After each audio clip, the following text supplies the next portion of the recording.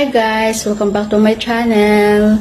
Sa video ito ay ginawan ko ng video ang pag-verify ko ng aking GCash account.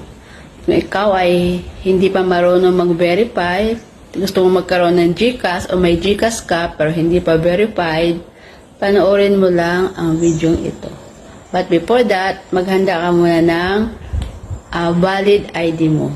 Yan ang kailangan para mag-verify ng GCash account. Let's go!